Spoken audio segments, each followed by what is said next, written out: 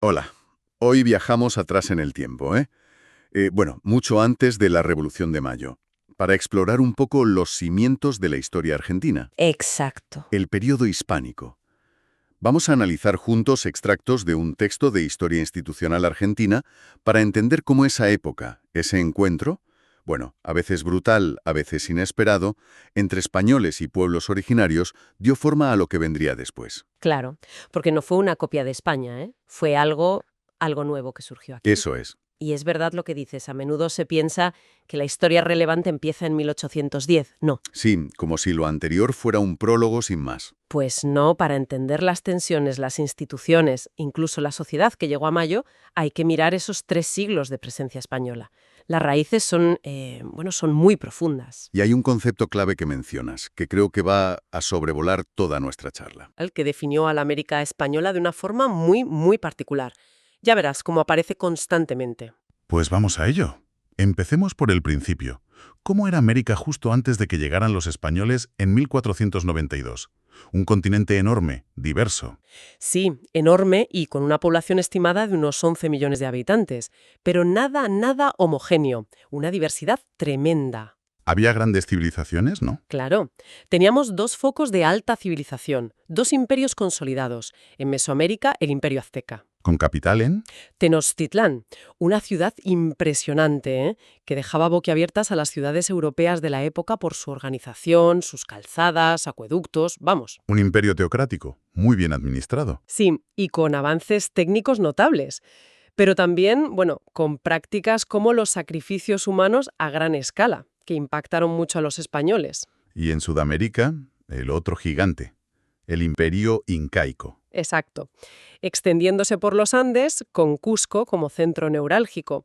Otra monarquía teocrática, con una red de caminos increíble y una agricultura muy desarrollada. También practicaban sacrificios, aunque quizás menos. Parece que sí, ligados a eventos importantes, pero con menos frecuencia que los aztecas.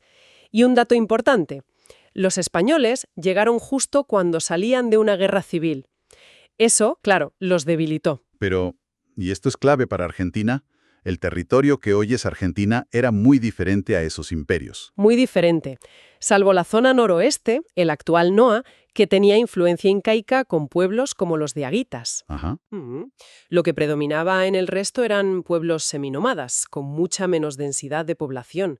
Su organización era más bien tribal, basada en familias, Y la tecnología más básica, ¿no? enfocada a la supervivencia. Eso es, armas para caza y pesca, herramientas agrícolas sencillas, cerámica, lo necesario para vivir. Y una variedad increíble. Sí, mencionabas antes, navegantes como los guaraníes, cazadores nómadas como los pampas. Agricultores como los comechicones, pastores y comerciantes como los araucanos o mapuches, que venían de Chile y tuvieron mucho impacto después, y muchos otros.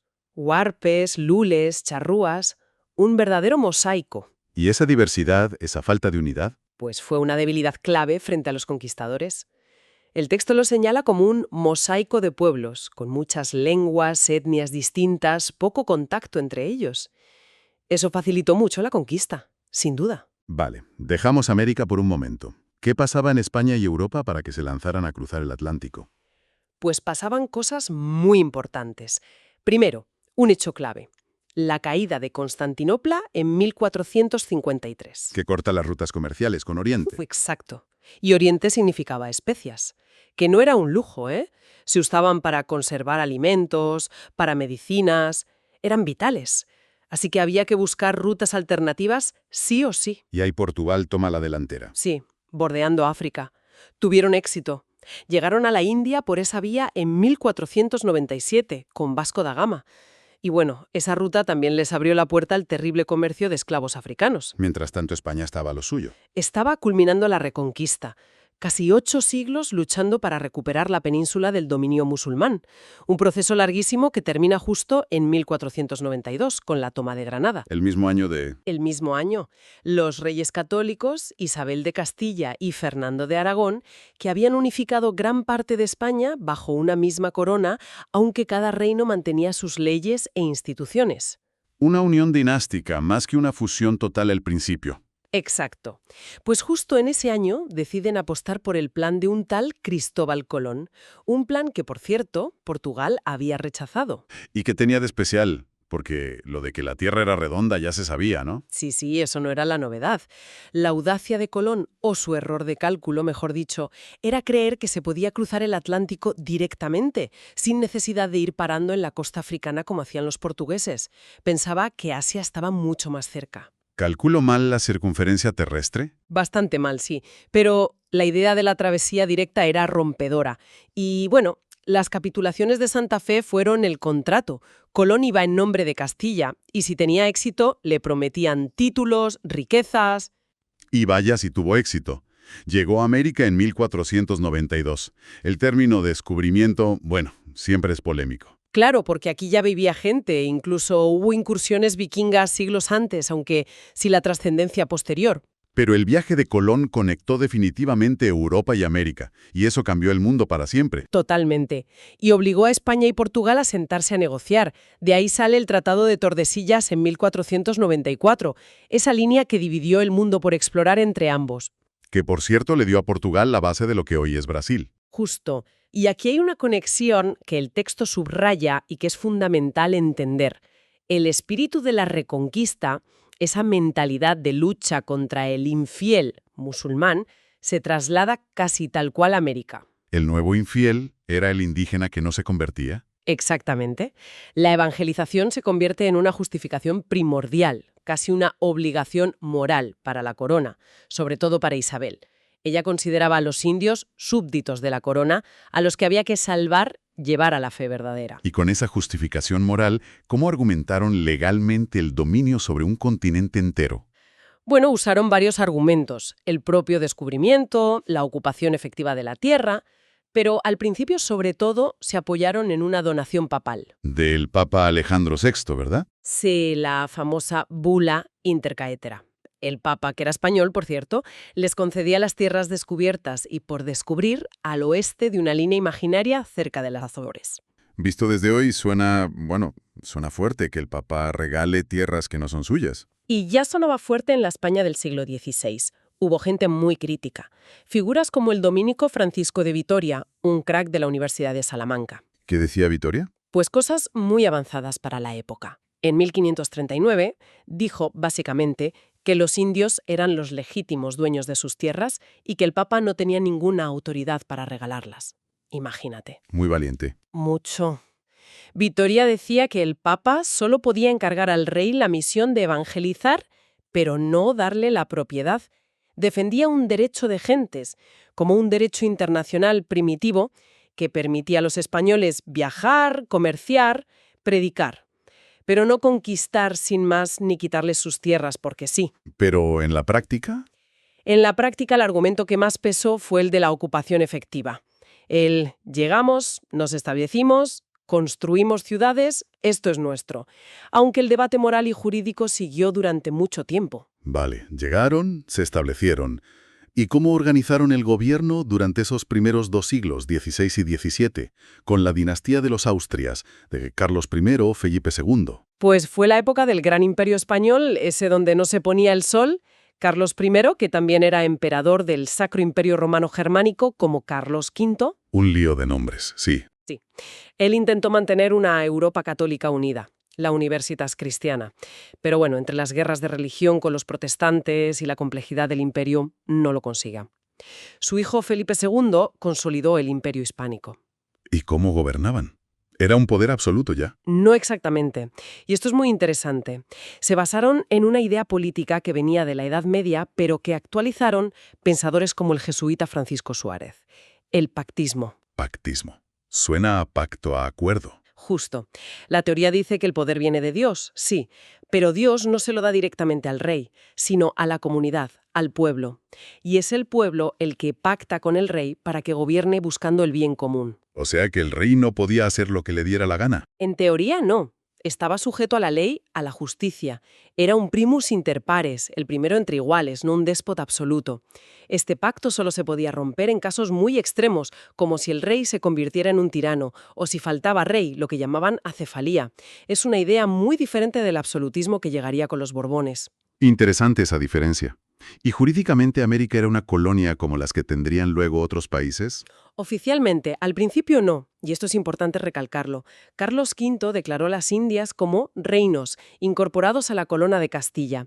No eran posesiones personales del rey ni colonias en el sentido peyorativo que tendría después. Por eso se usaba la fórmula mis reinos de Indias. Reinos con sus propias instituciones, entonces. Sí, se creó el Consejo Real y Supremo de Indias en 1524, un órgano específico para gobernar América desde España, como si fuera un ministerio exclusivo. Aunque claro, en la práctica la dependencia de Castilla era enorme, y las decisiones importantes se tomaban allá. ¿Y cómo funcionaba esa administración en el día a día? Pareció un sistema bastante complejo. Lo era, sí. Había autoridades en España y autoridades en América, todas conectadas. ¿En España quiénes estaban? Pues, por supuesto, el rey, la máxima autoridad, aunque delegaba muchísimo. Luego, el órgano clave era el Consejo de Indias, que ya mencionamos. Asesoraba al rey en todo. Leyes, nombramientos, justicia, guerra, hacienda. Todo lo de América pasaba por ahí. Y también estaba la Casa de Contratación. Eso es, en Sevilla, fundamental para la economía. Controlaba todo el monopolio comercial. ¿Quién iba a América? ¿Qué barcos salían? ¿Qué mercancías llevaban? Organizaba las flotas y también funcionaba como tribunal para asuntos comerciales. Vale, eso en España. ¿Y al otro lado del charco? Pues la figura máxima era el virrey, el representante directo del rey. Al principio hubo dos grandes virreinatos, Nueva España, México y Centroamérica, y Perú, casi toda Sudamérica. Gigantescos. Enormes. Por debajo de los virreyes estaban los gobernadores, que administraban territorios más pequeños dentro del virreinato. Y luego una institución crucial, las audiencias. Los tribunales de justicia. Sí, eran los máximos tribunales, pero, ojo, no solo eso. Eran órganos colegiados, formados por varios jueces, oidores, y tenían también funciones de gobierno. Vigilaban a los virreyes y gobernadores, podían aconsejarles e incluso asumían el poder temporalmente si el virrey o gobernador faltaba. ¿Y en la base de todo? Los cabildos, el gobierno de las ciudades. La ciudad era la célula básica de la organización española en América. El cabildo estaba formado por los vecinos importantes, los propietarios, jefes de familia. Eran el gobierno local, se encargaban de los asuntos de la ciudad, la policía, los precios. Y a veces convocaban cabildos abiertos, ¿no? Exacto. En situaciones muy excepcionales, de emergencia, podían convocar a todos los vecinos, hombres, cabezas de familia, claro, para tomar decisiones importantes. Eso será clave en 1810. Parece un sistema con muchos controles, ¿no? Virreyes, audiencias, cabildos. Sí, no había una separación de poderes como la entendemos hoy. Las funciones se mezclaban y se superponían mucho. Era un sistema de frenos y contrapesos, donde unas autoridades controlaban a otras. ¿Había alguna forma de auditar a los que gobernaban? Sí, había mecanismos de control. El más conocido era el juicio de residencia. Cuando una autoridad importante, virrey, gobernador, oidor, terminaba su mandato, se le sometía a una especie de auditoría pública. Cualquiera podía presentar quejas o acusaciones sobre su gestión. Y funcionaba. A veces sí, a veces era un trámite. Pero la idea estaba ahí. Y también existía la visita, que era una inspección extraordinaria que mandaba el rey o el Consejo de Indias si había sospechas de corrupción o mal gobierno en algún lugar. Buscaban evitar abusos, aunque bueno, la distancia y la lentitud de las comunicaciones hacían que no siempre fuera efectivo. Pasemos a la economía, a la plata. ¿Cómo se financiaba todo este imperio? Pues como decías, fundamentalmente con la plata americana. España aplicó las ideas del mercantilismo que estaban de moda en Europa. ¿En qué consistía? La idea básica era que la riqueza de un país se medía por la cantidad de oro y plata que tuviera acumulada. Así que el objetivo era extraer la mayor cantidad posible de metales preciosos de América, llevarlos a España y controlar mucho el comercio, para que la balanza fuera siempre favorable. O sea, vender más de lo que comprabas. Y encontraron la fuente de plata perfecta. Hombre, el descubrimiento de las minas de Potosí, en el actual Bolivia, en 1545, fue un antes y un después. Una montaña literalmente de plata. Eso inundó Europa de metal precioso y tuvo consecuencias económicas enormes en todo el continente. Y para traer toda esa plata de forma segura, porque habría piratas y corsarios. Bueno, el desarrollo del sistema de armadas seguras fue crucial. Los cambios en la producción y comercio de armas también tuvieron un impacto económico muy importante.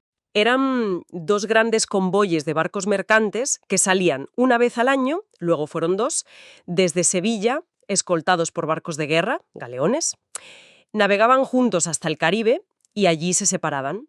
Una flota iba a Veracruz, en México, y la otra a Portobelo, en Panamá. Puertos ubicos habilitados. Exacto. Allí descargaban los productos europeos, telas, herramientas, vino, y cargaban la plata y otros productos americanos para el viaje de vuelta, reuniéndose de nuevo en La Habana para cruzar el Atlántico juntos. Era un monopolio muy, muy restringido. Suena seguro, pero tremendamente lento y poco práctico para el consumidor final, ¿no? Exacto. Era seguro, pero carísimo y lentísimo. Pocos puertos habilitados, pocos viajes al año. Los productos europeos llegaban a precios desorbitados a muchos lugares de América, sobre todo a los más alejados de esos puertos clave como Buenos Aires. Imagino la ruta para que algo llegara legalmente a Buenos Aires. Una locura. Barco de España a Portobelo, en Panamá. Descargar. Cruzar el istmo de Panamá en mulas o carretas hasta el Pacífico, cargar en otro barco, navegar hasta el Callao, el puerto de Lima, en Perú, descargar otra vez, y desde Lima, en carretas, atravesando los Andes y las Pampas hasta Buenos Aires. Un viaje que podía durar meses, incluso años. Normal que los precios fueran altísimos. Y normal que surgieran dos fenómenos como consecuencia. Por un lado, se fomentó un cierto comercio interno entre las regiones americanas para autoabastecerse de algunas cosas, pequeñas industrias locales, artesanía. Y por otro lado, El contrabando era la consecuencia más lógica. En zonas alejadas y con buenas condiciones portuarias naturales, como Buenos Aires, el contrabando no era una excepción, era casi la norma. Llegaban barcos ingleses, portugueses, holandeses directamente, vendían sus productos mucho más baratos y se llevaban cueros, sebo. Era un secreto a voces que las autoridades a menudo toleraban o en el que participaban. O sea que Buenos Aires, que luego sería tan importante, era en esta época una ciudad pequeña y bastante marginal en el esquema legal. Totalmente. Vivía más del contrabando que del comercio legal permitido por la corona. Era la puerta trasera del imperio. Y todo este esquema de los Austrias, con su pactismo, su monopolio restringido, sus virreinatos gigantes, cambia radicalmente en el siglo XVIII. Cambia muchísimo con la llegada de una nueva dinastía, los Borbones. ¿Qué pasó? Muere en 1700 sin descendencia. Se desata una guerra europea por la sucesión, la Guerra de Sucesión Española. Y al final gana el candidato francés, Felipe de Anjou, nieto de Luis XIV, que reinará como Felipe V. Y los Borbones traen otra forma de ver las cosas. Completamente distinta. Vienen de la Francia absolutista de Luis XIV. Traen la idea del poder real por derecho divino. Ya no hay pactismo ni nada parecido. El rey está por encima de la ley de la comunidad. Su poder es, en teoría, absoluto. Influenciados por la Ilustración, ¿no? Sí, aplican lo que se llama el despotismo ilustrado, todo para el pueblo, pero sin el pueblo. Hacen muchas reformas para modernizar el Estado, hacerlo más eficiente, centralizar el poder, mejorar la economía, la administración, el ejército, pero siempre desde arriba, de forma paternalista, sin contar con la opinión de los súbditos. ¿Y cómo afecta eso a la relación con América? De forma radical. Primero, un cambio de mentalidad y de lenguaje que es muy, muy revelador. Carlos III, uno de los reyes borbones más importantes, ordena explícitamente dejar de hablar de mis reinos de Indias y empezar a usar el término mis colonias ultramarinas. ahí ya no hay duda. América queda subordinada. Clarísimamente. Se acabó la ficción de reinos incorporados en pie de igualdad. Ahora son colonias, territorios dependientes y subordinados a la metrópoli España. Y también reorganizan el mapa administrativo. Sí, para controlar mejor el territorio y defenderlo de otras potencias, sobre todo de Inglaterra y Portugal, crean dos nuevos virreinatos, desgajándolos del enorme virreinato del Perú. Uno es el de Nueva Granada, en el norte de Sudamérica. Y el otro, el que nos interesa especialmente. El Virreinato del Río de la Plata, creado en 1776. El objetivo principal: asegurar el control del Atlántico Sur frente a la expansión portuguesa desde Brasil y la presencia británica. Y para ello toman una decisión trascendental. Convierten a Buenos Aires en la capital del nuevo virreinato. Menudo cambio para Buenos Aires. Imagínate, de ser una ciudad secundaria, contrabandista, a ser el centro administrativo y militar de una región enorme que incluía no solo Argentina, Uruguay, Paraguay actuales, sino también el Alto Perú, la actual Bolivia, con las minas de Potosí. Le quitan Potosí a Lima. Exacto. Y ordenan que toda la plata potosina que antes salía por Lima hacia el Pacífico, ahora salga por el puerto de Buenos Aires hacia el Atlántico. Un cambio económico y geopolítico brutal. Buenos Aires de repente adquiere una importancia que nunca había tenido. Y para gestionar estos nuevos virreinatos, también cambian la administración local. Introducen el sistema de intendencias, copiado del modelo francés. Eran divisiones administrativas más grandes que las antiguas gobernaciones. Al frente había un intendente que acumulaba mucho poder. Justicia, policía, hacienda, impuestos y fomento económico. Y respondía directamente al rey, no tanto al virrey. Más centralización todavía. Mucha más. Y un detalle muy importante que generó bastante malestar entre los criollos, los españoles nacidos en América.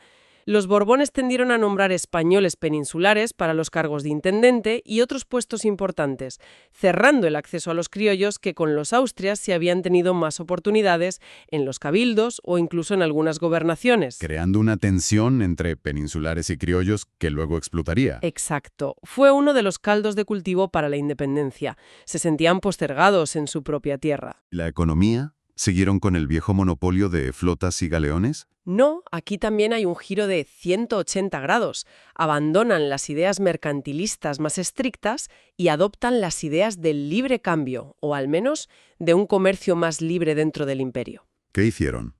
Pues eliminar el sistema de flotas y galeones, que ya no funcionaba bien. Y lo más importante, promulgaron la Real Pragmática de Libre Comercio en 1778. ¿Qué permitía? Habilitaba muchísimos más puertos para el comercio directo entre España y América. Ya no solo Sevilla o Cádiz, que la sustituyó, y los pocos puertos americanos. Ahora, un montón de puertos españoles podían comerciar con un montón de puertos americanos, incluido Buenos Aires, por supuesto. Por fin Buenos Aires podía comerciar legalmente. Eso debió ser un boom para la ciudad. Lo fue.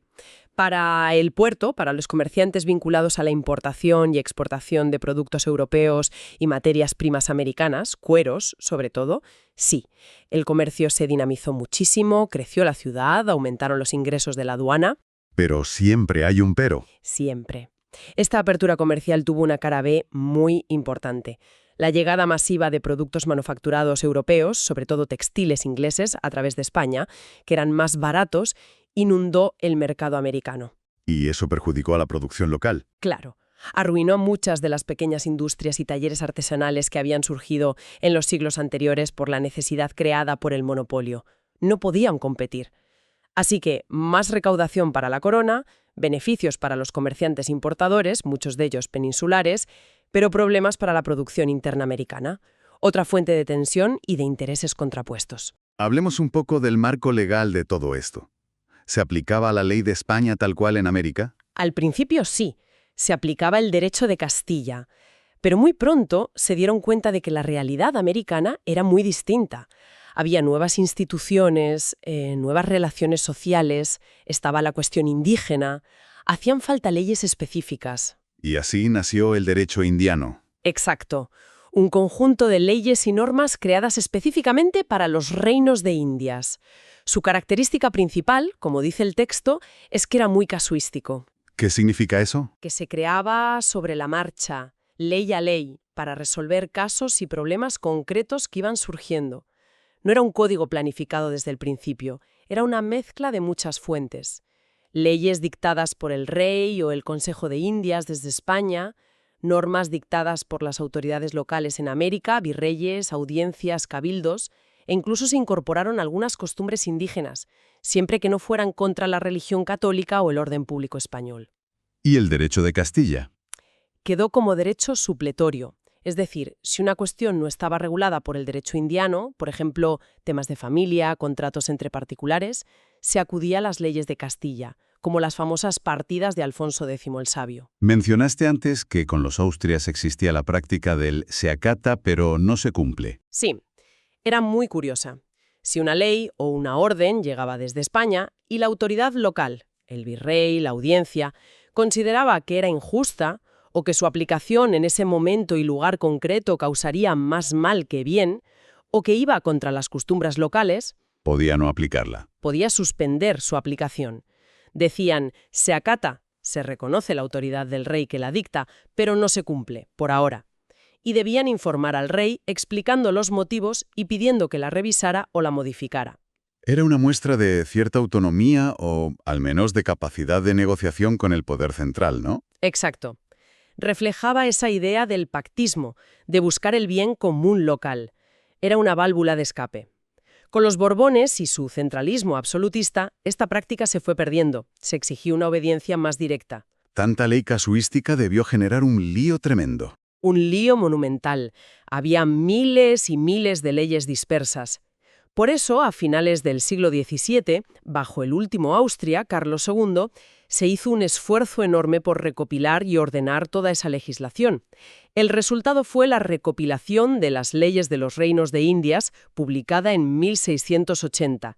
9 libros que intentaban poner orden en ese caos normativo. Un intento importante de sistematización. Sí, aunque pronto quedó desfasada porque se siguieron dictando leyes nuevas, sobre todo con los Borbones. Pero marcó un hito. Vayamos a un tema central y muy sensible, la situación de la población originaria, de los indígenas. Mencionaste que Isabel la Católica los consideró súbditos. Sí, y esa fue una diferencia fundamental con lo que hicieron otras potencias coloniales europeas. Ni Inglaterra ni Francia en Norteamérica, que optaron más por la expulsión o el exterminio, ni Portugal en Brasil, que recurrió masivamente a la esclavitud indígena al principio. En la América española, legalmente, ¿cómo se les consideraba? Legalmente, desde muy pronto, se les declaró personas libres, súbditos de la corona de Castilla, con derechos. No eran esclavos, salvo excepciones muy puntuales y muy discutidas.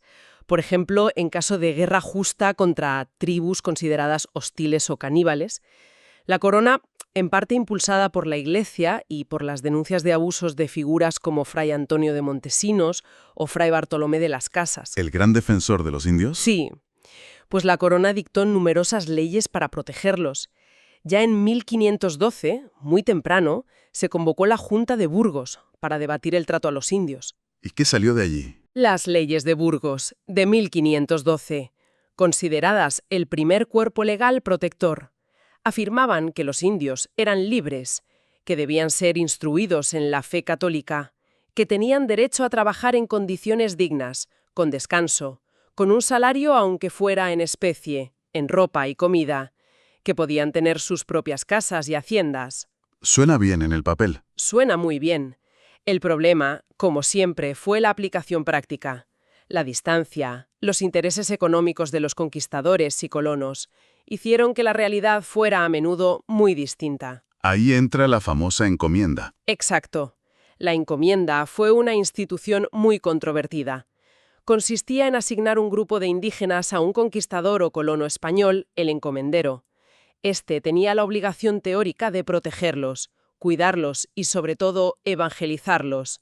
A cambio, podía exigirles trabajo o el pago de un tributo. La idea original era como una tutela, ¿no? Y un premio para el conquistador. Esa era la justificación, pero en la práctica, en muchísimos casos, degeneró en una forma de explotación brutal, en servidumbre, casi en una esclavitud encubierta.